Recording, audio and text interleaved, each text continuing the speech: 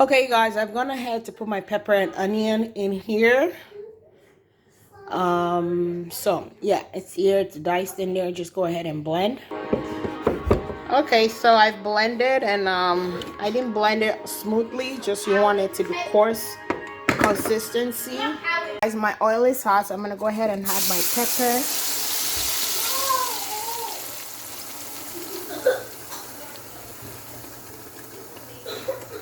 And I'm just gonna bring that just to saute it a little bit before I start adding other stuff. Okay, you guys, I've had this boiling or cooking rather for about 6 to 8 minutes. It's starting to lose the water that I used to boil, so I'm gonna add some homemade broth to this, and the broth is just gonna add more flavor to my dish. And I'll just let it cook down a little more.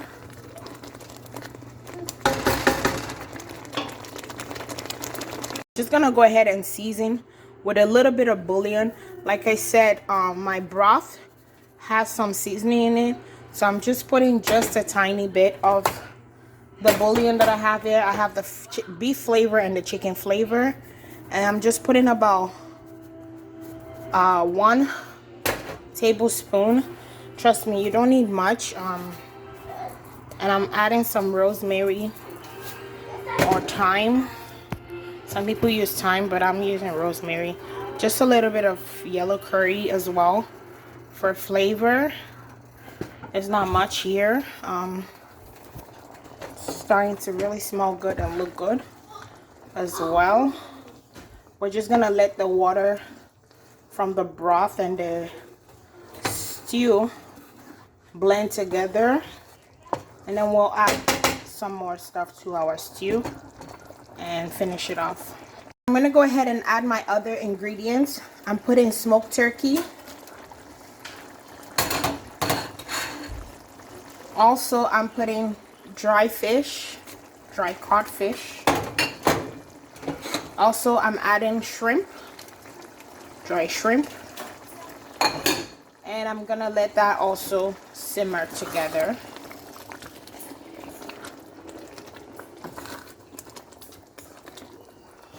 So I'm gonna let everything simmer and simmer. This is smelling good already, guys. And I didn't put no salt because some of the stuff I have here have salt, so just make sure you taste as you go for salt, because the broth has salt, so you don't really need much, honestly. My boiled meat, I've put it in the oven and broil just to dry it up, because I don't fry my meat or anything like that. To add our meat to our sauce here, so I'm adding the goat meat and chicken. I'm having a mixture of both today. You could put whatever kind of meat of your desire. You could use meat, tripe, like I have turkey, dry fish. So I'm just putting my chicken and goat's meat in there. That's what I want to have my vegetable sauce with, my Efo Riro with today. Of course, I'm gonna cook different variations that have different things in it, but that's what I just I'm putting today, and it's gonna come out nice. It's gonna come out, you know, good. So I'm gonna let the meat marinate, or cook with the sauce, not marinate. I'm gonna let the meat cook with the sauce, and I'll come back to show you the next step. Okay guys, I have here my kale. I'm using kale. Some people use spinach. This is frozen kale. It tastes the same, you know, it's the same whatever. You can mix kale and spinach if you like, but as for me, I like the kale. Kale has more nutrients than spinach. So again, I'm always cooking a healthier meal and a version of African food. So I've added my kale. I'm just gonna go ahead and stir it in, and we're gonna let the kale also cook. So that's my vegetable stew coming together, and it's ready as soon as your kale is soft. And that's it. This is my finished product of Efo Riro, and it's really nice.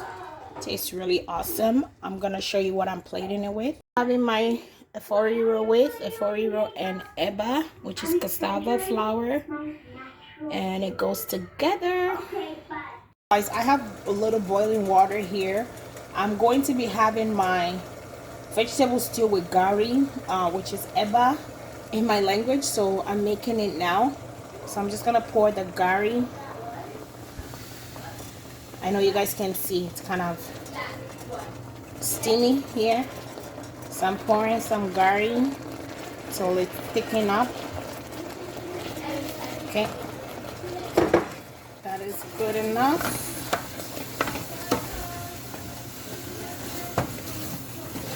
Just keep stirring until the water gets all incorporated with the gari powder, the cassava. Gari is cassava. So some people make it differently, but this is how I make mine.